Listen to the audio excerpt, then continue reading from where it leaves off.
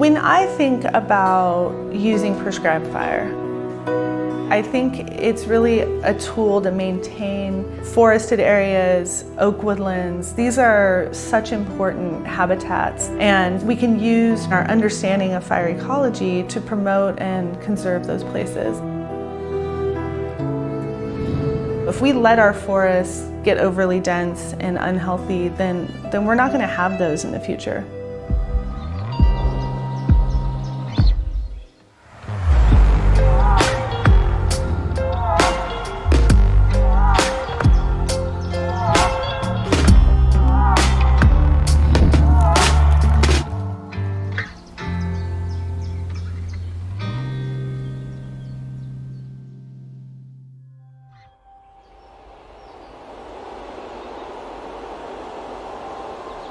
Prescribed fire is the use of fire to meet specific objectives. In the case of wildfire hazard reduction, we use prescribed fire to reduce fuels on the ground, burning in the understory of the forest. As this year's wildfire season ramps up, a new report from Climate Central shows how a key prevention strategy has not been used as widely as it could be in fire-prone areas in the western U.S. We're really increasing the pace and scale of our prescribed burns, where we have an area that we're trying to protect, and then we slowly, methodically go in and we burn that piece off. Planning starts well ahead of the actual burn day. You have to visit the site, lay out the unit, make sure all your permits are in place, understand where your control lines are, develop a burn plan, the weather conditions that you're looking for. That's the prescribed part of prescribed fire. So when the day of the burn comes, a lot of the hard work's already been done, and you light a test fire to see how things are going to burn, and then you can actually proceed with the burn. Give me some of that fire.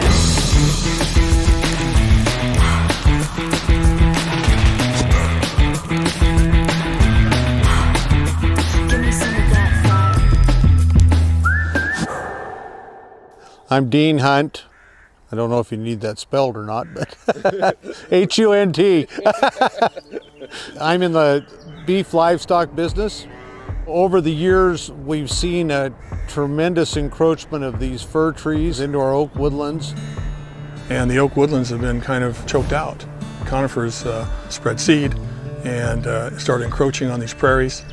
And this oak woodland here needs to have open space. If we were allowed to continue, we would not have any more oak woodlands. 4 or 5 years ago, we had a controlled burn where we burned about 350 acres of the lower part of the ranch. So from that, we ended up forming the Humboldt Prescribed Burn Association. I'm a part of this Prescribed Burn Association primarily because I have an interest in seeing fire reintroduced into the landscape. It's something that has been underutilized, and as a result of all these catastrophic fires in California, there's been an increased awareness of that, and there's an increased awareness of needing to do more of it. The good news is that every year we make incremental progress in reducing fuels. Often we'll be able to see how it's affected the pace of fires. We were accumulating story after story where fires would come to the edges of places where fuels have been reduced and bring the fire out of the canopy down to the forest floor. So I think that now is the time to start doing some more burning and getting people more aware of where it can be done, where it can be done correctly, so that we can prevent some of these larger fires.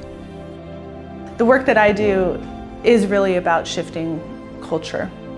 Fire can be scary, smoke can be scary, but educating the public that not all fire is bad, some smoke is better than others, that's a huge success.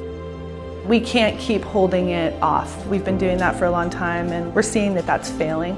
So we're on the brink of a major cultural shift in the way that we think about fire and manage fire, and it's exciting to see our agencies thinking of ways to institutionalize that and support it in real ways.